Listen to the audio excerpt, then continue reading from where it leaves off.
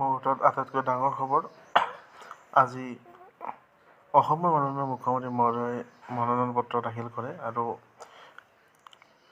এই ফেচবুক পোষ্টত তেওঁ কয় যে হৃদয়ে হৃদয়ে আজি ফুলিছে পদুম অসম জুৰি এতিয়া পদুমৰ সুবাস এয়া মাথো আৰম্ভণিহে মূল ছবিলৈ এতিয়াও বাকী আপোনালোকৰ অকৃত্ৰিম মৰম আৰু আশীৰ্বাদেই ভাৰতীয় জনতা পাৰ্টীৰ অমূল্য সম্পদ আজি মাননীয় মুখ্যমন্ত্ৰী মহোদয়ে মনোনয়ন পত্ৰ দাখিল কৰে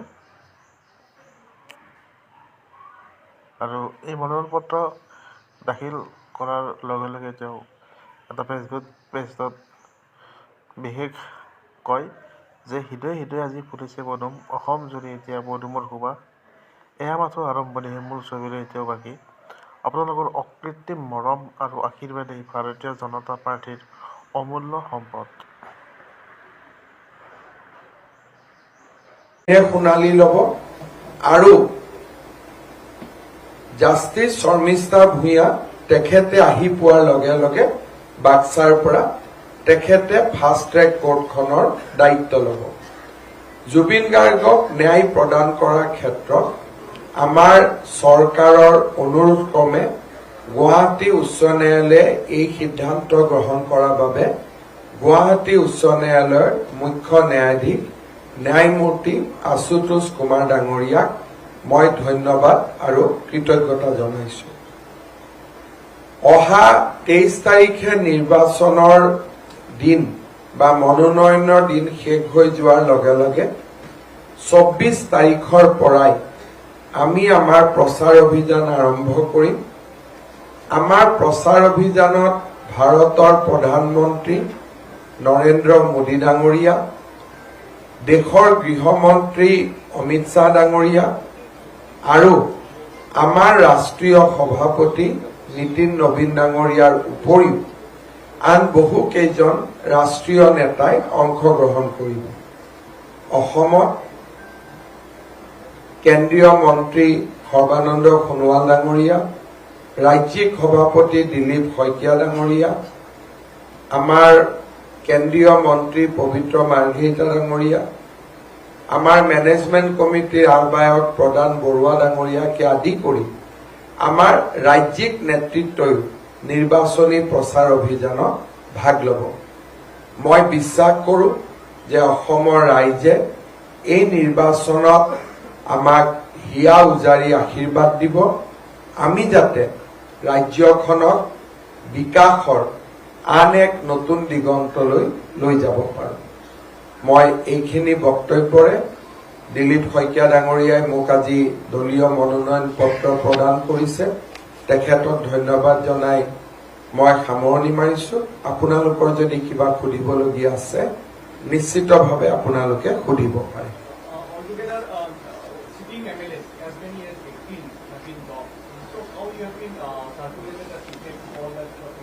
You see, because of delimitation, many MLA has lost their earlier constituency.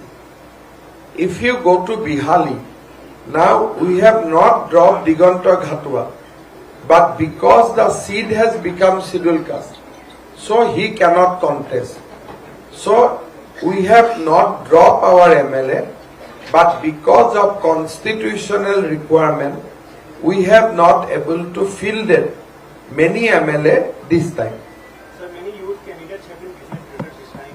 Yes, this time if you see Himanshu Shekhar Boisya, Pavitra Rabha, Dhiraj Gwala, Dr. Milon Das, Rishiraj Hazarika, Rupali Lanthasa, so lots of youth from BJP organization, those who are working in the grassroots organization, they have been given tickets and this is very good for the party because every time we are able to promote youth or young blood in our assembly.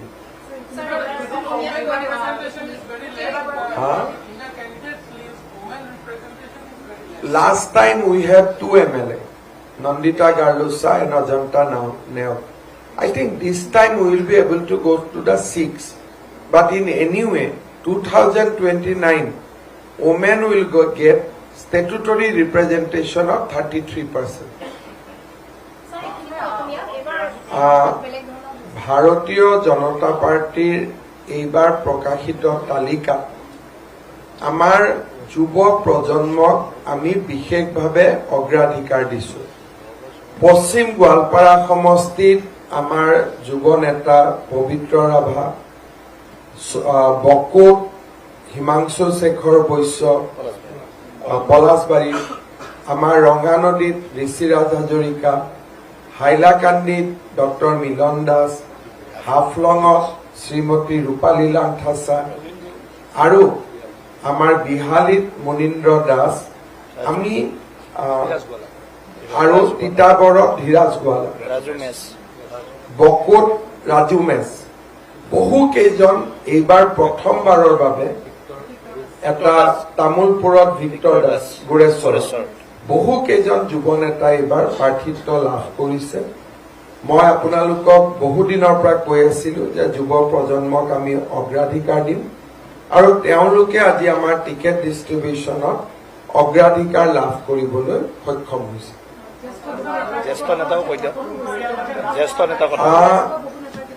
জ্যেষ্ঠ নেতা এইবাৰ বহু কেইজন জ্যেষ্ঠ নেতাই ticket পাইছে। ভাৰতীয় জনতা পাৰ্টিৰ জন্ম লগ্নৰ পৰা জড়িত মৃদুল দত্ত, প্ৰফেচাৰ মৃদুল দত্ত, তেখেতে দেৰগাঁৱত টিকট পাইছে। আমাৰ জন্ম লগ্নৰ পৰা জড়িত বিজয় গুপ্তা, তেখেত আমাৰ চেণ্ট্ৰেল গুৱাহাটীত টিকেট পাইছে। আমাৰ ৰাজ্যিক সাধাৰণ সম্পাদক তিনিওজনে, দীপ্লুৰঞ্জন শৰ্মা, পল্লৱ লোচন দাস, পুলক গোহাঁই, তিনিওজনে এইবাৰ মনোনয়ন পাইছে। আমাৰ মহিলা মৰ্চাৰ সভাপতি নীলিমা দেৱীয়ে মনোনয়ন পাইছে। অৰ্থাৎ বাজপেয়ী ভৱনত দিনে নিশাই পৰিশ্ৰম কৰা সভাপতি ডাঙৰীয়াৰ নেতৃত্বত কেইবাগৰাকীও ব্যক্তিয়ে এইবাৰ দলীয় মনোনয়ন পাবলৈ সক্ষম হৈছে। সেই হিচাপৰ পৰা বিজেপিৰ ৰেংক এণ্ড ফাইলৰ প্ৰথমবাৰ ইমান পুৰণা মানুহে টিকেট পাইছে। আমাৰ দলত ইউজুৱেলি আমি কাৰো খুব প্ৰয়োজন নহলে আমাৰ পৰিয়ালৰ ইজনক সিজনক আমি টিকট নিদিওঁ। ৮৮টা চিটত গোটেই কেইজন ব্যক্তিকে আমি টিকট দিছো, যিসকলে আমাৰ গ্ৰাছৰুট পৰ্যায়ৰ পৰা কাম কৰি ওলাই আহিছে। শিশিৰ বৰগাঁৱৰ নমিনেশ্যনটো আমি কালি বা পৰহিৰ ভিতৰত ঘোষণা কৰিম। নতুন চিট আৰু নতুন চিট কাৰণে আমি অলপ কেলকুলেশ্যন কৰিবলগীয়া হৈছে। চব ভাৰতীয় জনতা পাৰ্টিৰ গোটেই কথাটো হ'ল যে আমি গ্ৰাছৰুটক টিকট দিয়া। যদি কোনোবা আমাৰ পৰিয়ালৰ টিকেটো পায়, তেওঁলোকে কাম কৰা মানুহে টিকট পাব, পৰিয়াল বুলি টিকট নাপায়। আজি যদি কাৰোবাৰ ল'ৰা ছোৱালী বা পৰিয়ালে গ্ৰাছৰুটৰ পৰা কাম কৰে, সি এটা বেলেগ। কিন্তু ৮৮টা চিটত আমাৰ কোনো ধৰণৰ কাৰো ৰিলেটিভ হৈ ইয়াত নাই।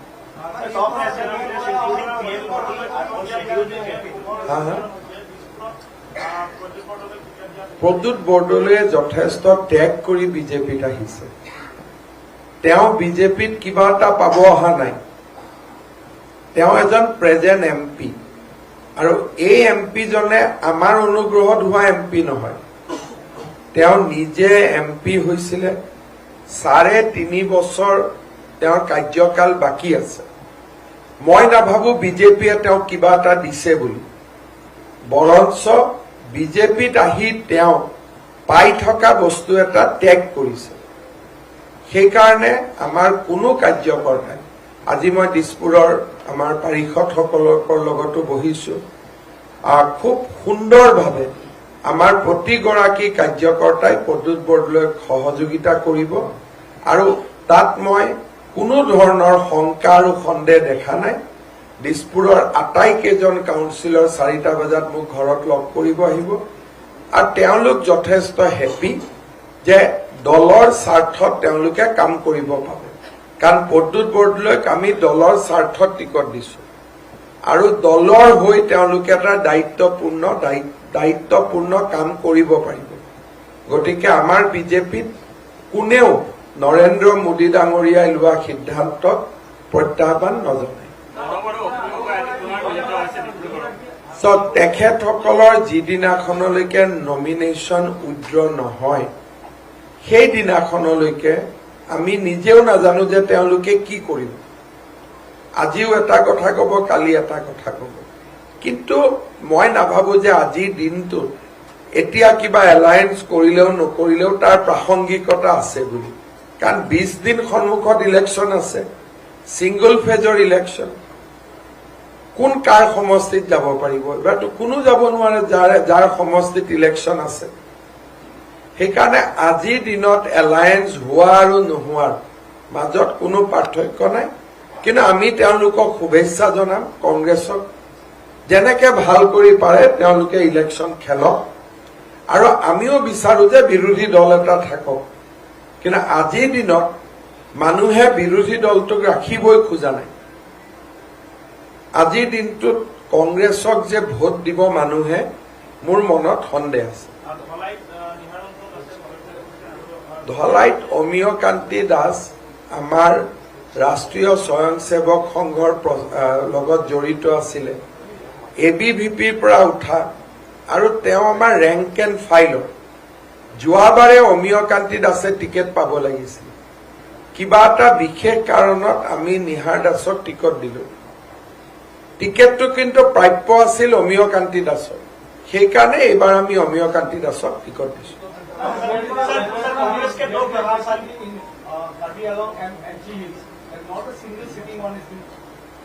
কাৰ্বি আলঙত আমাক এক্সপেৰিয়েন্স মানুহ এইবাৰ কাউন্সিলত লাগিব। ইয়াৰ 6 মাহ পিছতে কাউন্সিলৰ ইলেকশ্যন অনুষ্ঠিত হ'ব। সেইকাৰণে আমাৰ গোটেই কেইজন বিধায়কক আমি পৰিৱৰ্তন কৰিছো, আৰু তেওঁলোকৰ অভিজ্ঞতা আমি কাৰ্বি আলং কাউন্সিলত ব্যৱহাৰ কৰাৰ কাৰণে অগ্ৰাধিকাৰ ভিত্তিত চেষ্টা কৰিম। कांग्रेस के 2 प्रभावशाली नेता प्रद्युत बरदलै, भूपेन्द्र बोरा आप भाजपा में, तो किस तरह का इनके पर झटका पड़ेगा कांग्रेस? ये सब अभी बात करके क्या फायदा है? वो लोग तो बीजेपी हो ही गया है, अभी तो चैप्टर खत्म हो गया। वो लोग बीजेपी, अभी तो बीजेपी का नामांकन भी मिल चुका है। কোনে কোনে চব অতুল বৰা ডাঙৰীয়া আমাৰ জ্যেষ্ঠ নেতা, আৰু তেখেতক যোৱা 2বাৰ তেখেতে বিজেপি দলৰ হৈ প্ৰতিদ্বন্দ্বিতা কৰিছে। আৰু মই ভাবো যে প্ৰদ্যুৎ বৰদলৈক আমি বিশেষ পৰিৱেশত দলীয় মনোনয়ন দিবলগীয়া হৈছে, আৰু দলৰ নেতাসকলে ইয়াক মানি ল'ব বুলি মই আশা কৰোঁ। খেলিব পাৰে, এনেকুৱা কথা নহয় যে বিজেপি দলত টিকেট নোপোৱা সকলোৱে আমাৰ কথা শুনিব। কিন্তু মই ভাবো যে নমিনেশ্যন উইথড্ৰয়েলৰ সময়লৈকে 1-2জনে তেনেকুৱা ব্যক্তি থাকিব। অজয়ৰে উঠিম বুলি কৈছে, আমাৰ কোনোবাই কথা পাতিব, ঠিক হৈ যাব। কুশল দুৱৰীক এতিয়ালৈকে সেই চিটটো আমি AGPক দিছো, কিন্তু আমাৰ এটা পৰ্যালোচনাও চলি আছে। যদি কংগ্ৰেছ আৰু জাতীয় পৰিষদৰ মিত্ৰতা হয়, তেতিয়াহ'লে আমি হয়তো কিছু সিদ্ধান্ত ল'ব লাগিব। বৰ্তমানলৈকে কিন্তু চিটটো আমি AGPক এৰি দিছো। মোৰ লগত চবৰ লগতে সম্পৰ্ক আছে। মই ৰাতিপুৱা ভাবো মই 20 গৰাকীৰ লগত কথাই পাতিছো। বহুত বেছি আমাৰ ইয়াত একো নহয়, আমাৰ ইয়াত কোনো খেলি মেলি হোৱাৰ সম্ভাৱনা একেবাৰে কম। কৰবাত লাষ্টত 2-এজনে ইণ্ডিপেণ্ডেণ্ট খেলিব পাৰে, কিন্তু ইলেকশ্যনৰ দিনলৈকে তেওঁলোককো আমি বুজাই ল'ম। আমাৰ এইখন লিষ্টত খেলি মেলি হোৱাৰ সম্ভাৱনা এক প্ৰকাৰ নাই।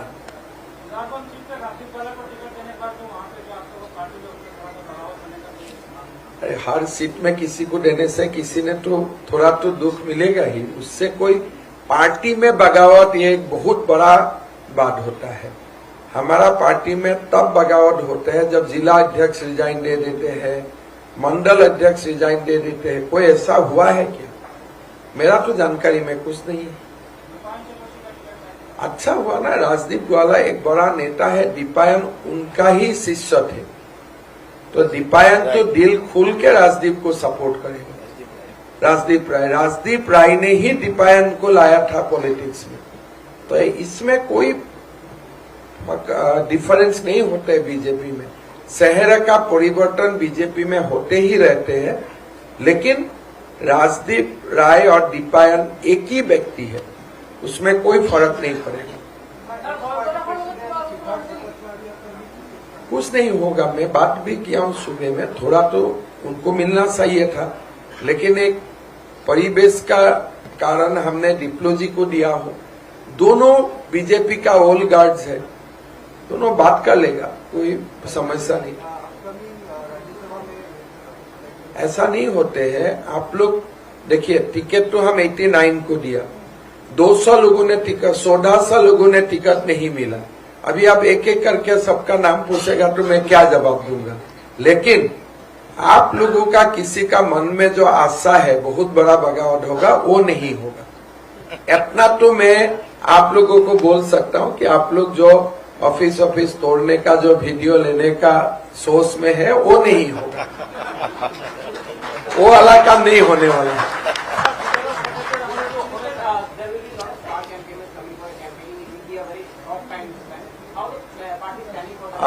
There is a election management committee under the leadership of Pradhan Borua. Our president and Pradhan Borua will decide. I will do 4 to 5 meetings in a day. We have requested Prime Minister to come to Assam 3 days. Hopefully, at least 2 days he will come. So 4 to 6 meeting Prime Minister will do. Come say come 8 meeting माननीय गृह मंत्री जी address करेगा। राष्ट्रीय अध्यक्ष नितिन नवीन जी, JP Nadda ji को लेकर तमाम बड़े नेता आएगा, और जैसा ही माहौल बनेगा सब लोग अपना अपना प्रभावी क्षेत्र में, हमारे नेतागण जैसे मनोज तिवारी आएगा तो बराक वैली जाएगा, ऐसे हमारे नेतागण अपने अपने प्रभावी क्षेत्र में चला जाएगा।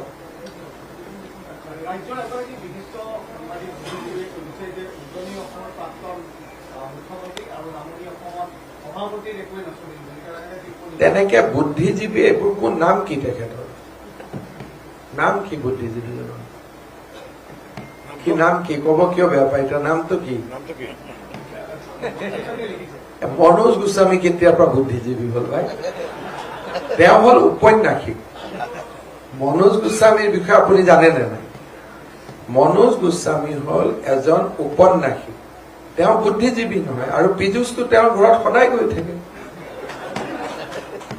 গতিকে মই নাভাবো এইটো উপন্যাসৰ প্লট হিচাপে মনোজ গোস্বামীয়ে ল'ব পাৰে, কিন্তু he is not a political journalist, আৰু তেওঁ কোনো বুদ্ধিজীৱীও নহয়।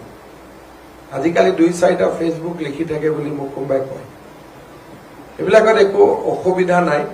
বিজেপিত কোনোবাই যদি কয় নচলিলে, তাৰ মানে আমাৰ দলটোত চলাবৰ কাৰণে নি। দিলীপ শইকীয়া তেওঁ এবিভিপিৰ সাংগঠনিক সম্পাদকৰ পৰা বিজেপিৰ প্ৰেচিডেণ্ট হৈছে। দলটোত নিজৰ কথা চলোৱাৰ প্ৰৱণতা নাই কাৰণে এইটো বিজেপি। সোণোৱাল ডাঙৰীয়াই যদি নিজৰ কথা চলায়, মই যদি নিজৰ কথা চলাওঁ, দিলীপ শইকীয়াই যদি নিজৰ কথা চলায়, এইটোতো কংগ্ৰেছ পাৰ্টি হৈ গল। ইয়াত মোদীজীয়ে নিজৰ কথা নচলায়। কালি আমাৰ ইমানকেইটা টিকট হৈছে, মোদীজীয়েতো মুখেদি এষাৰো মাতা নাই। তাৰমানে য'ত প্ৰধানমন্ত্ৰীয়ে নিজৰ কথা নচলায়, তাত আমিবোৰে নিজৰ কথা চলাম নেকি? কাৰণে মনোজ দাই কিবা এটা উপন্যাসৰ প্লট ভাবিছে।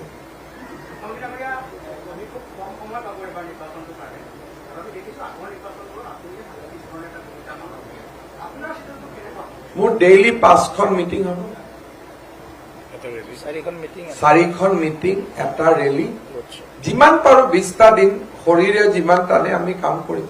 আৰু মই বুলি নহয়, সকলোৱে কৰিব। আৰু সদায় ইলেকশ্যনত কেম্পেইন 20 দিনে পোৱা যায়, কিন্তু এইবাৰ আমি মহিলা উদ্যমিতাৰ মিটিং কাৰণে গোটেই সমষ্টিত গলো। আশীৰ্বাদ যাত্ৰা দিলীপ শইকীয়া মই প্ৰায় 1500 কিলোমিটাৰ কৰিলো। গতিকে বিজেপিৰ পোষ্টাৰ, বেনাৰ, মেনিফেষ্টো যেনেকে মই আপোনালোকক কৈছিলো যে এজিপি বিপিএফৰ এলায়েন্সটো আমি আলোচনা কৰিব নালাগে, নিজে নিজে হৈ যাব। বহুতে আশা কৰি আছিল এজিপিৰ লগতো গণ্ডগোল লাগিব নেকি, কিন্তু মই আপোনালোকক কৈছিলো যে এইবোৰ আমি প্ৰতিদিনে লগ পাওঁ, গতিকে ইয়াত টেবুলত বহি আলোচনা কৰিব নালাগে। আজি এজিপি বিজেপিৰ ক'ৰবাত টেবুলত বহি আলোচনা হ'ল জানো? আমাৰ কাৰণে লগ পাওঁতে দুআষাৰ কথা পতা, দুটা হোৱাটছআপ মেছেজ এক্সচেঞ্জ কৰাই যথেষ্ট। সেইকাৰণে বিজেপিত মেনিফেষ্টো ৰেডি, গান ৰেডি, কেম্পেইনৰ মিটিঙৰ শিডিউল ৰেডি। আমাৰ ক'ত প্ৰধানমন্ত্ৰী যাব, ক'ত গৃহমন্ত্ৰী যাব, আমাৰ শিডিউল অলৰেডি ৰেডি। কেণ্ডিডেটৰ কোন উকিলে কেনেকে নমিনেশ্যন দিব অলৰেডি আমাৰ লিগেল সেল গৈ পেলাই জেগাই জেগাই ডিষ্ট্ৰিক্ট পাই গ'লগৈ। গতিকে বিজেপিত খুব স্মুথ ৰোল আউট হ'ব, আমাৰ ইয়াত একো অসুবিধা নহয়।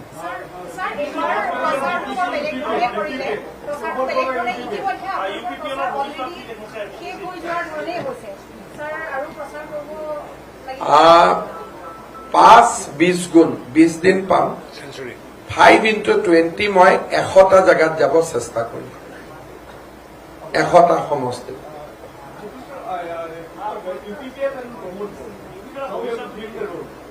ইউ চি, আমি UPPL আৰু BPFৰ মাজত মিত্ৰতা হওক তাক আমি আশা কৰিছিলো, কিন্তু UPPL আৰু বিজেপিৰ মিত্ৰতা, BPFৰ মিত্ৰতা নহলেগৈ। ভৱিষ্যতৰ দিনতো আমি চেষ্টা কৰি থাকিম যাতে UPPL আৰু BPFৰ মাজত মিত্ৰতা হ'ব পাৰে। এইবাৰ নহল, পিছত আকৌ চেষ্টা কৰিম।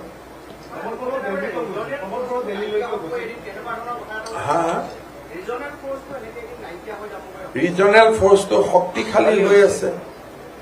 BPF-এ 11খন সিটত খেলিছে, AGP-এ 26খন সিটত খেলিছে, ৰাভাই 3খন সিটত খেলিছে, মিচিঙে 2খন সিটত খেলিছে, টিৱাই 1টা সিটত খেলিছে। ৰিজনেল ফৰ্চত নহয়, AGP-এ নিজৰ চিম্বলত 26খন খেলিব। টংকেশ্বৰ ৰাভাই অতীজৰে পৰা বিজেপিৰ চিম্বলত খেলে, কিন্তু তেওঁ নিজৰ অস্তিত্ব বজাই ৰাখে। আৰু এইটো বিজেপিৰ এটা এডজাষ্টমেণ্ট যে কাউন্সিলৰ ইলেকশ্যনত আপোনালোকে নিজৰ চিম্বলত খেলিব, এছেম্বলিত আপোনালোকে আমাৰ চিম্বলত খেলিব। কিন্তু কাউন্সিলখন কোনে কাৰ চিম্বলত খেলে, তেওঁলোকৰ চিম্বলত খেলে। আৰু সেইকাৰণে আজি তেওঁলোকৰ অস্তিত্ব কমি যোৱা নাই, বৰঞ্চ আগতকৈ বাঢ়িহে গৈছে। এইবাৰ BPF-এ অভিলেখ সংখ্যক সিট পাইছে। তাৰমানে অসমত ৰিজনেল ফৰ্চ য'ত য'ত আছে তেওঁলোকৰ সংখ্যা বাঢ়িছে। এইবাৰ AGP-এ যোৱাবাৰ 9টা সিট পাইছিল, মই এইবাৰ আশা কৰো AGP-এ 12ৰ পৰা 14টা সিট পাব পাৰিব, আসন বাঢ়িব। চক বিজেপিয়ে 89 যিকেইখন আসন দিছে, মোটামুটি 80খন আসন এনেকুৱা য'ত লোকসভাত বিজেপিয়ে লিড পাইছে। সেইকাৰণে মই আশা কৰো যে যদি লোকসভাতকৈ ৰাইজে আমাক বেয়া পাইছে আমি কম পাম, লোকসভাতকৈ যদি ৰাইজে আমাক ভাল পাইছে তেতিয়া আমি বেছি পাম। কিন্তু আজিৰ দিনটোত মই সিটৰ কথা ক'ব খোজা নাই, কাৰণ জনতা জনাৰ্দন, জনতাই সিদ্ধান্ত ল'ব। ইলেকশ্যনৰ ভোট কাষ্টিং হোৱাৰ পিছত আপোনালোকক মই মোৰ অভিজ্ঞতা ক'ব পাৰিম, কিন্তু আজি আৰম্ভ নহওঁতেই মই কেনেকে ৰাইজৰ হৈ কম, অহংকাৰ কৰাটোতো ভাল নহয়। সংকল্প পত্ৰ আমাৰ ৰেডি হৈ আছে। আমি ষ্ট্ৰেটেজিকেলি যেতিয়াই সংকল্প পত্ৰ প্ৰকাশ কৰিবলৈ আমাৰ ৰাষ্ট্ৰীয় সভাপতি আহে, কেতিয়াবা কেন্দ্ৰীয় বিত্তমন্ত্ৰী আহে, কেতিয়াবা গৃহমন্ত্ৰী আহে, তেওঁলোকৰ প্ৰগ্ৰেমৰ লগত আমি মিলাই লওঁ। কিন্তু সংকল্প পত্ৰত থকা কথাখিনি 24 তাৰিখৰ পৰা আমিতো মিটিঙত কোৱা আৰম্ভ কৰি দিম।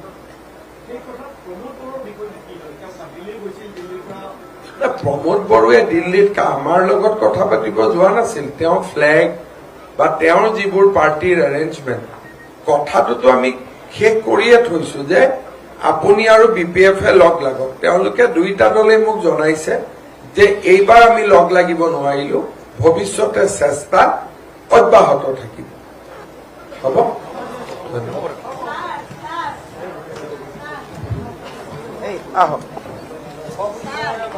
ৱৰ্ক কৰিব অফিচত।